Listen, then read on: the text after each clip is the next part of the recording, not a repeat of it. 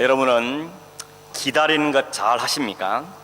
누군가를 기다리고 혹은 뭔가를 기다린다는 것은 말처럼 그렇게 쉬운 일은 아닌 것 같습니다. 남자친구를 군대에 보내놓고 기다리는 여자 한 아가씨가 있었습니다. 입대해서 날 밤에 만나서 이 남자친구가 여자친구에게 나 군대 가는데 꼭 기다려달라고 부탁을 했습니다. 그 이야기를 들은 여자친구는 걱정하지 말라고 내가 기다리겠다고 약속을 했습니다. 근데 여러분, 마냥 기다린다는 게 쉬운 일이 아닙니다. 기다리가 했으면 기다릴 수 있는 힘이 필요한 것이죠. 제가 군목으로 있으면서 병사들 가운데 간혹 그런 병사들이 찾아와서 상담하는 경우가 있었습니다. 여자친구가 편지가 점점 오는 횟수가 뜸해지고 가끔 전화하면 전에는 착착 받더니 점점 받는 횟수가 떨어지고 아무래도 무슨 일이 있는 것 같아요. 딴 남자가 생긴 것 같아요. 이런 걱정을 하는 경우가 있습니다. 이걸 흔히 우리말로는 고무신 받고 신는다 이렇게 표현하죠. 고무신 받고 신었다. 그런 면에서 아주 지혜로운 한 군인이 있었습니다. 이 친구도 입대하기 전날에 친구 만나가지고 나 군대 가는데 꼭 기다려달라고 부탁을 했고 여자친구도 기다리겠다고 걱정하지 말라고 대답을 했습니다. 근데 이 남자친구가 군에 입대한 바로 다음날 편지가 한 통 왔습니다. 사실은 군대 갔다 오시면 아시지만 군에 입대했는데 그 다음날 편지 받는 일은 거의 불가능한 일이죠. 한 100일쯤 지나야 편지를 자유롭게 보낼 수가 있는 겁니다. 그런데 편지가 왔습니다. 뜯어보니까 그 남자친구가 보낸 편지가 아니고 그 남자친구의 엄마가 보낸 편지였습니다. 내용적 너처럼 예쁘고 착하고 마음씨도 좋은 애가 내 아들의 여자친구에 대해서 난 너무 감사하고 기쁘다. 우리 아들은 군에 가서 없지만 그동안 우리가 함께 기다리면서 가끔 만나서 밥도 먹고 또 차도 마시고 그랬으면 좋겠다. 그런 내용의 편지가 온 겁니다. 며칠 후에 군에서 이제 편지가 왔는데 역시 그 남자친구의 편지가 아니고 그 남자친구의 그 고참이 보낸 편지였어요. 고참이 무슨 말인지 아십니까? 윗사람이 보낸 편지였습니다. 그 편지 내용은 뭔가 하면 당신 남자친구는 참 멋진 군인입니다. 그처럼 튼튼하고 정신도 건강하고 그런 친구를 만나본 적이 별로 없습니다. 이런 멋있는 친구를 남자친구로 데리고 있는 그런 당신도 아마 참 멋진 여자일 것 같습니다. 혹시 당신 친구 중에 당신처럼 그런 멋있는 여자가 있으면 나한테 소개 좀 해주십시오. 이러면서 편지가 온 겁니다. 그런 다음에 얼마 후부터 진짜 남자친구로부터 편지가 꼬박꼬박 오기 시작했습니다. 여러분, 이렇게 하는데도 이 여자친구가 고무신 받고 신겠습니까? 그런데도 고무신 받고 신으면 그 사람은 진짜 나쁜 여자인 거죠. 기다릴 수 있도록 이렇게 배려를 해주는데 기다리 못하면 안 되는 겁니다. 여러분, 기다린다 했을 때는 기다릴 수 있는 뭔가 힘이 필요한 것이죠. 그 힘을 갖고 기다릴 수가 있는 겁니다. 그게 없으면 불안해지죠. 걱정이 되고 초조해지고 혹은 마음에 다른 생각들을 막 하게 되는 겁니다. 오늘 성경에는 이런 비슷한 이야기가 실려 있습니다. 아브라함이 갈대아 우르를 떠날 때 하나님께서 그에게 두 가지 약속을 해주셨습니다. 하나는 자손에 대한 것, 네 자손 후손이 많아질 거다 하는 것이었고, 두 번째는 내가 땅을 줄 거다. 네가 지금 살고 있는 땅 말고 내가 너에게 새롭고 좋은 땅을 주겠다 하고 두 가지를 약속했습니다. 근데 오늘 읽은 16장 바로 앞에 있는 15장에 보면 하나님께서 아브라함과 내 후손에게 줄 땅은 가나안 땅이다 라고 땅을 딱 지정해 줍니다. 그리고 그 땅에 들어갈 때 너희들이 400년 동안 다른 나라에서 좀 고생을 한 다음에, 그런 다음에 내가 그 나라를 혼내킨 다음에 너희들 그 약속의 땅으로 다시 들여다 보내주겠다. 지금은 거기에 이런 민족들이 살고 있지만 400년 후에 반드시 너희 후손에게 이 땅을 줄 것이다 라고 때와 방법과 장소 이런 것에 대해서 아주 디테일하게 설명을 해준 것입니다. 그런데 자손, 후손에 대한 약속에는 한마디밖에 안 했습니다. 내 몸에서 날짜가 너의 상속자가 될 거다 한 것 말고는 언제 아들 낳을 건지, 어떻게 낳을 건지, 누구를 통해서 얻을 것인지 이런 데서는 아무런 말씀도 해주지를 않았던 겁니다. 그런데 10년이 지났습니다. 1년도 아니고 2년도 아니고 10년이라는 세월이 지나고 그 10년 동안 그 아들에 대해서는 아무런 일도 일어나지 않았습니다. 하나님 그냥 침묵하고 계셨습니다. 이렇게 기다림이 오래되니까 아브라함의 아내였던 사라가 마음에 걱정이 생기는 것입니다. 하루 이틀도 아니고 그냥 아들을 준단 말만 하고 언제 될지 모르고 나이는 벌써 이제 가나안 땅에 온 지 10년 되었습니다. 이때 사라의 나이가 75이나 되었습니다. 하나님 약속이 도대체 이루어질 것인가 하는 점에서 마음에 회의가 생기고 의문보, 퀘스천 마크가 생기게 된 것입니다. 여전히 사라는 아들을 낳지 못하고 있었고 그에게는 여전히 아들을 낳을 기미도 보이질 않았던 것입니다. 이런 상황 속에 마음이 복잡했을 때에 이 사라의 눈에 보이는 사람이 한 명 있었습니다. 그게 누군가 하면 하갈이란 여종입니다. 이 하갈은 여종은 애굽 사매로 말하고 있죠.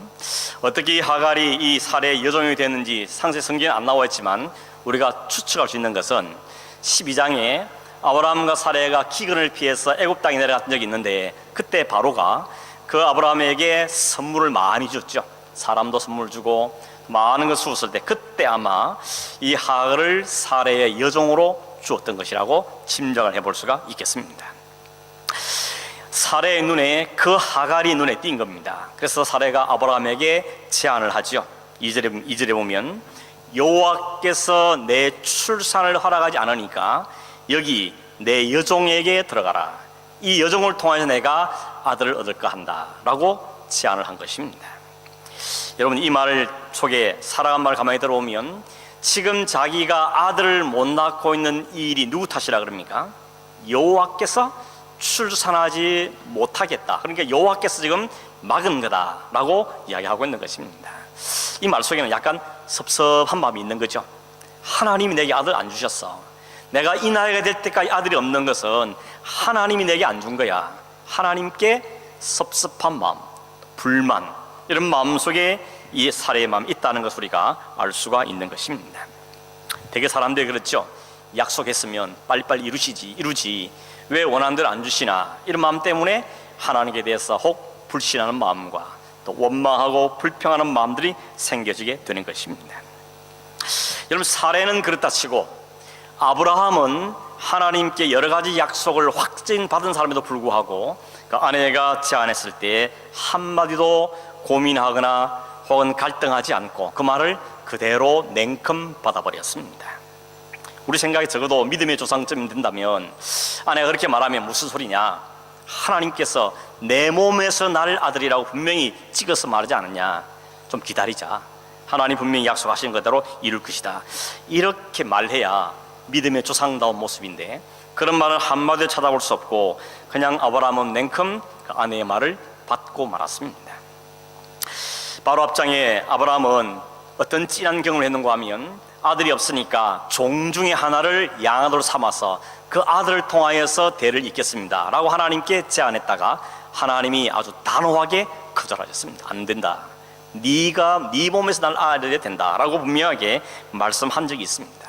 좀 어정쩡하니까 하나님이 하늘의 별을 보여주면서 내 자손이 저렇게 많게 될 것이고 이거 못 믿겠냐? 그러면 짐승을 쪼개놓으라. 그런 하나님이 횃불로 그 사이를 지나가시면서 내가 내 목숨을 걸고 이 약속은 반드시 지킨다 라고 아브라함에게 분명하게 말씀을 해준 적이 있는 것입니다.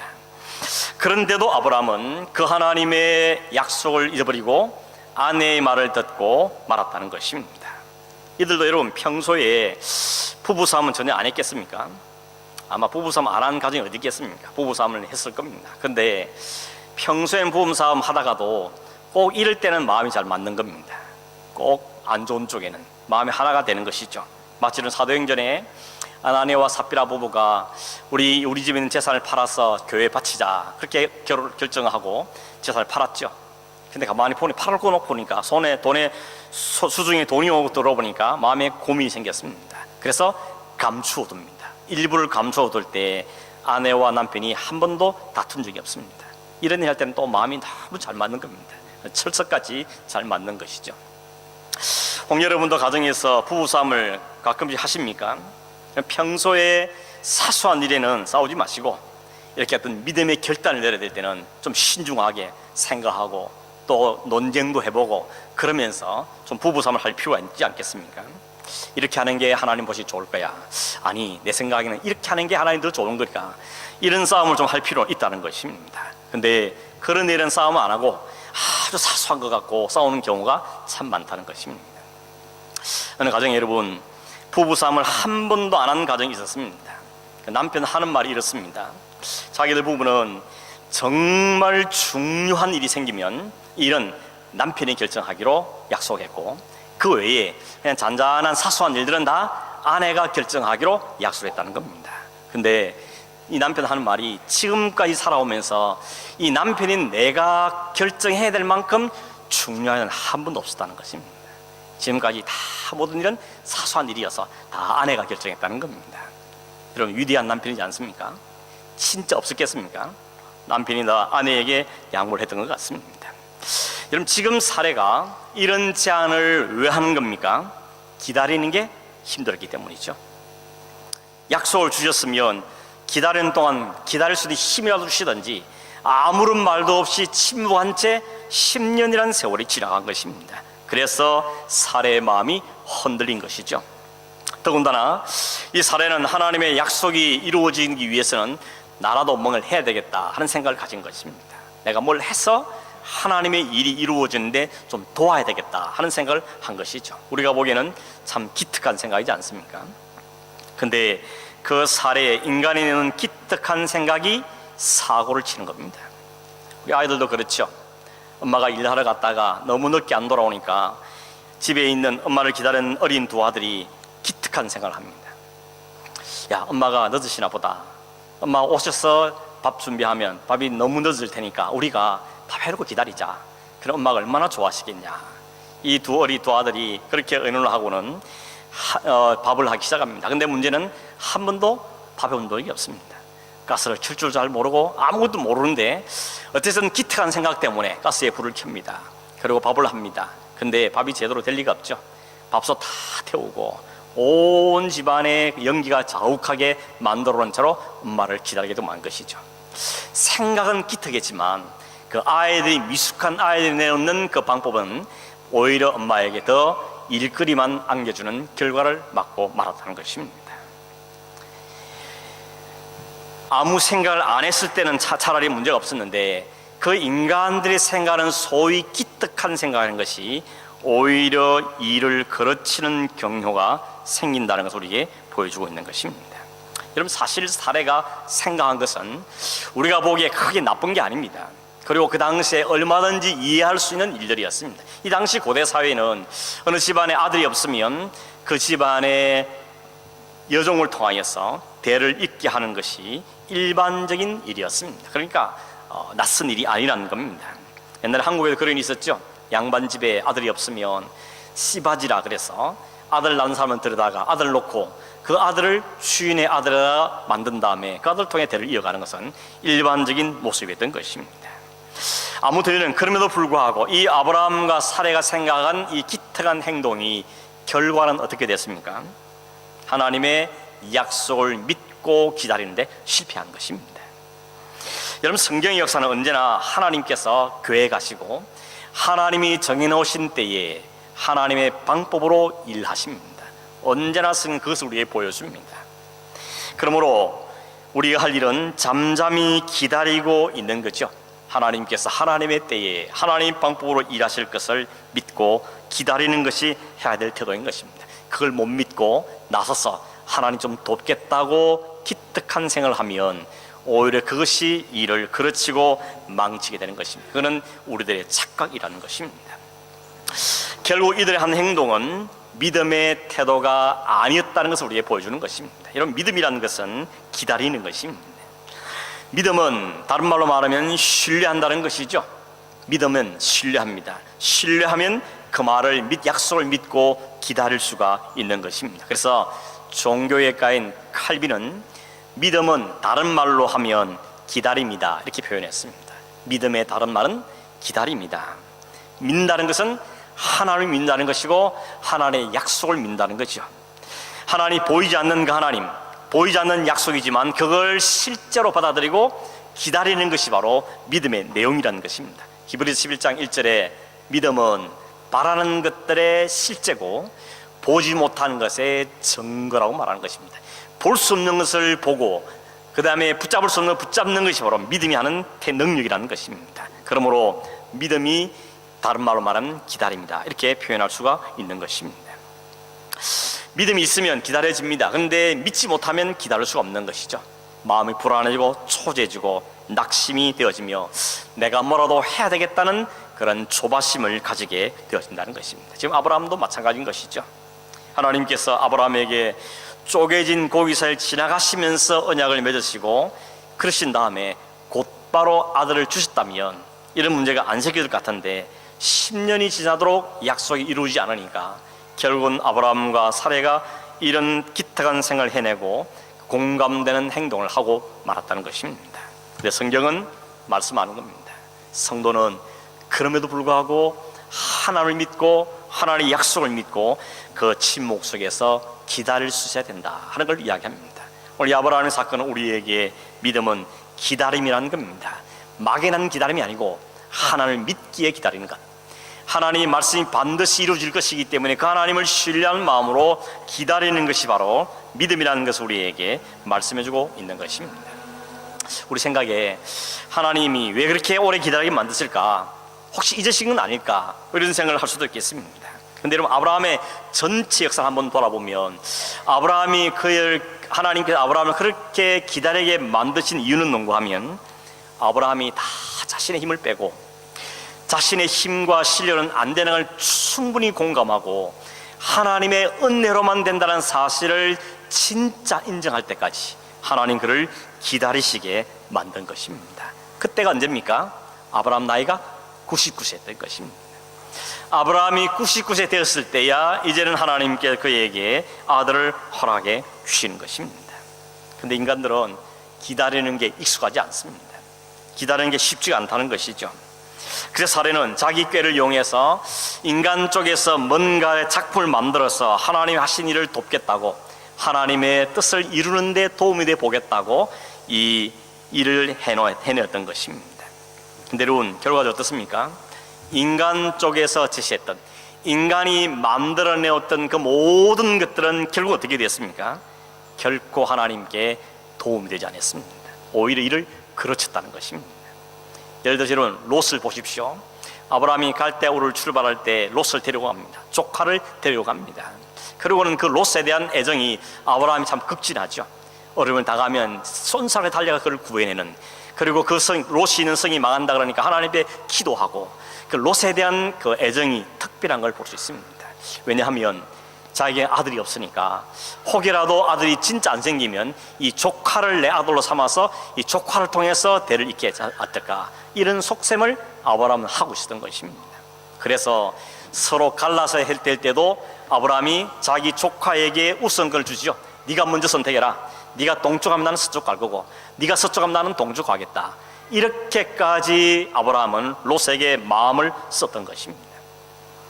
왜냐하면 그를 통해서 하나님의 약속을 이루게 할지도 모르니까, 아들을 삼을 줄을 모르기 때문에 그에게 모든 것을 배려했던 것입니다. 그런데 어떻게 했습니까? 롯은 삼촌이 자에게 우선권을 양보하니까 아닙니다, 그러면 안 됩니다. 삼촌이 먼저 하셔야죠. 이렇게 나와야 될 텐데 그렇게 하지 않고 기다렸다는 듯이 자기가 딱 봐놓은 것을 선택해서 두 말도 않고 삼촌 등을 돌리고 떠나버렸습니다. 우리가 보면 잘 키워놨는데, 잘 보호하고 지금까지 돌봐줬는데 이렇게 뒤통수를 칠 수 있는가 하는 배신감을 느낄 수 있는 상황인 것입니다. 이것이 전형적인 인간들의 죄악된 모습인 것이죠. 인간은 늘 이기적인 것입니다. 자기 도움을 받을 때는 그런 줄 몰랐는데 그렇지 않은 일이 나오면 그냥 입 싹 닦아버리고 뒤통수를 치는 경우가 생긴다는 것입니다. 결국 아브라함이 하나님께 내어놓으려고 마음속으로 품고 있었던 롯은 어떻게 돌아간 겁니까? 배신감으로 뒤통수 치는 걸로 자에게 돌아오고 말았다는 것입니다. 오늘 본문의 사건도 마찬가지인 겁니다.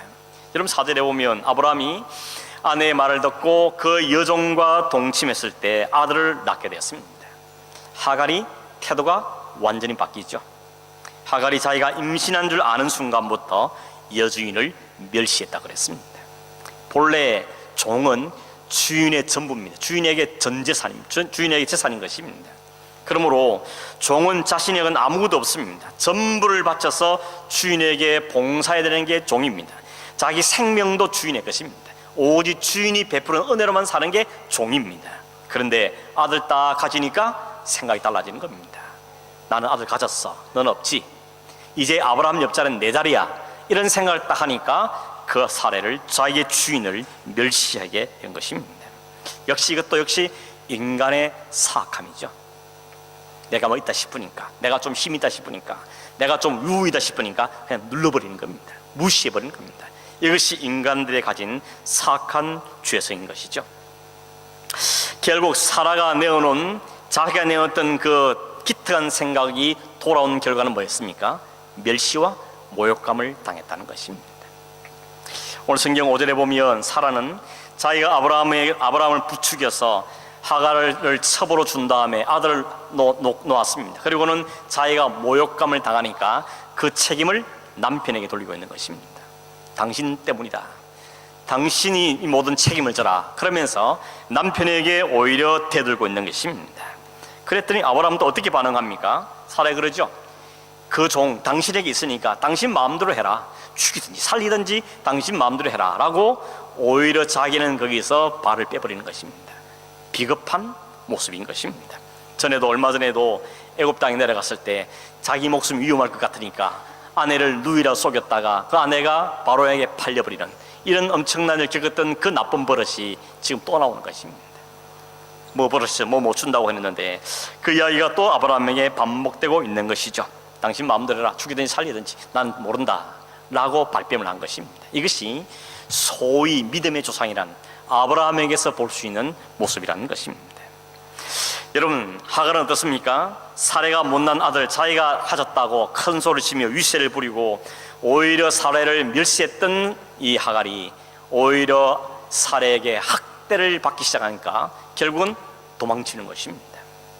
여러분, 종합비유는 어떻습니까? 인간들이 나름의 생각을 가지고 혹은 자기들은 기특한 생각을 생각하고 혹은 하나님의 일을 이룬 데 뭔가 도움이 되어 보겠다고 내었던 모든 것들은 결국은 어떤 결과를 가져왔습니까? 집안이 풍지박산이 되었습니다. 하나님의 뜻을 이루는 것이 아니라 모든 관계가 다 깨뜨려졌습니다. 뿐만 아니라 이삭의 후손 이스마엘의 후손은 철천지 원수가 됐죠. 지금까지도 이삭의 후손인 이스라엘과 이스마엘의 후손인 아랍 사람은 지금도 전쟁하고 있는 것입니다. 이 오래된 전쟁의 출발점이 어디서 비롯되는 겁니까? 아브라함과 하와가, 아브라함과 이 사레가 자신들의 뭔가를 내놓았던 자기 나름의 기특한 생각이 바로 이런 일을 겪고 말았다는 것입니다. 그러나 여러분, 이들에게 필요한 것은 뭘 이야기하는 것입니까? 믿음으로 기다리는 것이셔야 했는데 우선 눈앞의 현실이 그렇지 못하니까, 마음이 조급하고 답답해지니까 뭔가를 내놓아 보겠다고 이야기했는데 그것이 오히려 죄의 모습이 되고 말았다는 것을 우리에게 보여주고 있다는 것입니다. 오늘도 하나님께서 오늘 우리에게 원하시는 것, 그리고 아브라함이 원하시는 것은 뭔가 엄청나고 대단한 일을 하기를 원하신 게 아니었습니다. 하나님이 아브라함이 요구한 것은 뭐였습니까? 믿음이었습니다. 나를 하나님으로, 너를 여기까지 인도한 그 하나님으로, 내 인생의 약속을 이루실 하나님으로 믿어달라는 것이었습니다. 그것 말고는 하나님이 아브라함이 기대한 게 없었습니다. 하나님을 향한 흔들림 없는 신뢰로 기다리고 그 하나님의 뜻이 하나님의 타이밍에 이루어질 것을 바라보기를 원하는 그 믿음을 원했는데 결국 그 믿음이 없었던 것이죠. 여러분, 말로는 쉬운 것 같지만 사실 우리 실제 삶에 이대로 적용한다는 게 쉽지 않다는 것을 우리는 경험을 통해서 알고 있습니다. 우리 지식적으로나 우리 신앙을 알고 배울 때는 그래, 하나님을 믿어야지, 신뢰해야지 이렇게 했다가 우리의 현실이 너무 힘들고 어려워 보이고 조바심이 막 생기기 시작하면 결국 하나님의 뜻을 기다리고 하나님의 때를 기다리보다는 내가 뭐라도 해야 되겠다, 뭘 하면 좋을까, 이런 고민과 생각들을 가지게 되더라는 것입니다. 근데 여러분, 사탄은, 악한 마귀는 그걸 잘 알고 있습니다. 그래서 우리가 조바심을 낼 때, 우리 마음이 불안해할 때 우리 앞에 딱 하갈을 내놓는 것입니다. 하필 눈에 하갈의 눈에 보였던 것처럼 사탄은 우리에게 이것 봐 여기 있잖아, 이런 방법이 있잖아, 우리에게 그 방법을 딱 제시하는 것입니다.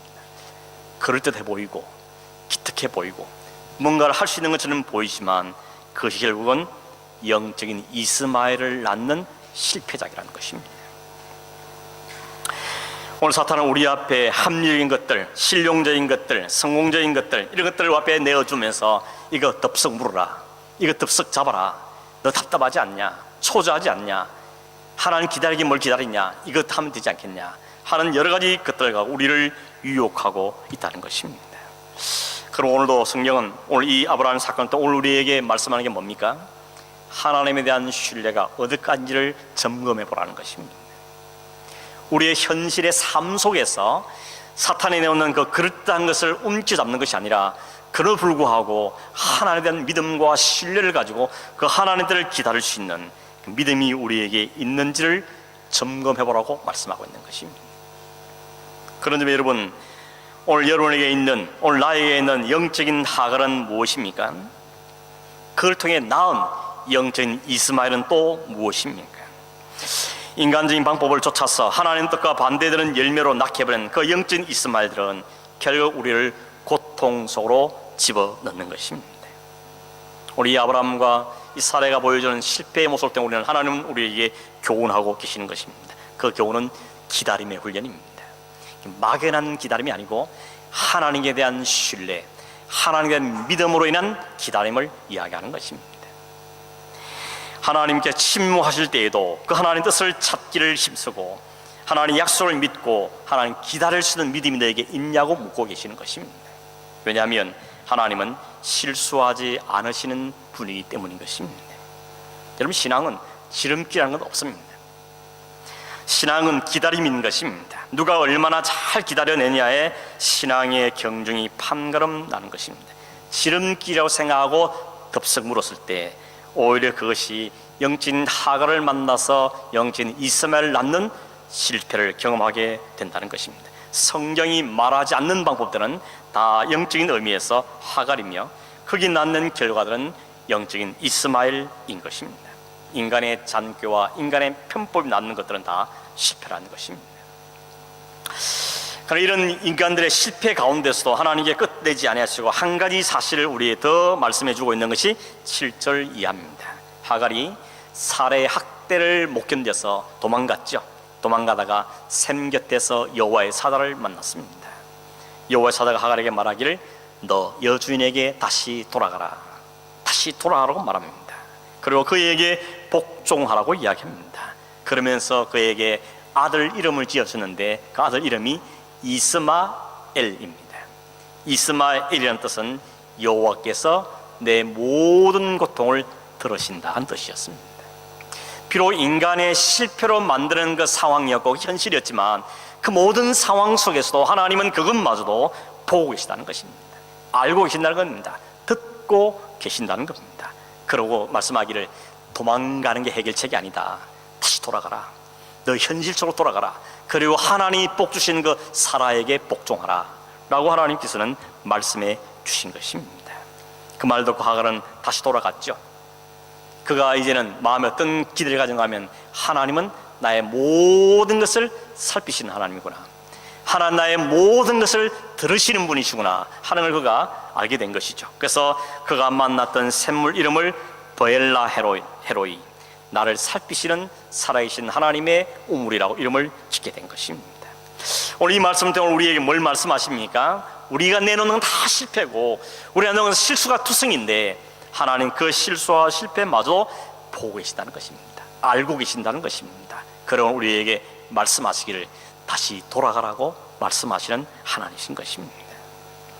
지금도 하나님 우리를 지켜보고 계실 뿐만 아니라 성령으로 우리 안에 함께 계십니다. 한순간도 쉬지 않고 우리를 살펴보고 계시고 우리를 하나님의 자녀답게 믿음을 발휘하면서 인내 속에서 기다리는 삶을 살게 된 사나 우리를 만들어가고 계시는 것입니다. 우리가 때때로 하나님의 때와 하나님의 방법, 하나님의 타임을 기다리지 못해서 실수할 때도 주님께 우리에게 말씀하시는 겁니다. 다시 돌아가라는 것입니다. 다시 하나님의 관계 속으로 돌아가라 우리에게 말씀하고 있는 것입니다. 말씀을 맺습니다. 여러분이 만나는 그 모든 사건과 시간이 당장은 힘들게 느껴질지라도 한 가지 더 기가 실은 하나님도 보고 계신다는 것입니다. 하나님도 알고 계신다는 것이고 하나님도 살피고 계시다는 것입니다. 인간이 내어놓는 인간의 잔꾀는 다 실패로 돌아갈 수밖에 없습니다. 그래서 하나님 아브라함에 또 훈련시키는 겁니다. 너 아직도 하나님 못 믿는 것이 하나님을 신뢰하는 자로 가기를 원합니다. 하나님의 약속을 믿고 기다리는 자로 가기를 원한다라고 우리에게 말씀하고 있는 것입니다. 침묵이 쉽지 않지만 그 속에서도 하나님의 뜻을 기다리며 기다리는 자리로 갈 것을 우리에게 요청하고 있는 것입니다. 조급하면 하갈을 만나게 되고 조급하면 이스마엘을 낳게 되고 그 결과는 고통이라는 사실을 우리에게 말씀하고 있다는 것입니다. 사랑하는 성도 여러분, 오늘 우리에게 주신 모든 상황 속에서도 하나님의 계획이 있습니다. 하나님 정해주신 때가 있습니다.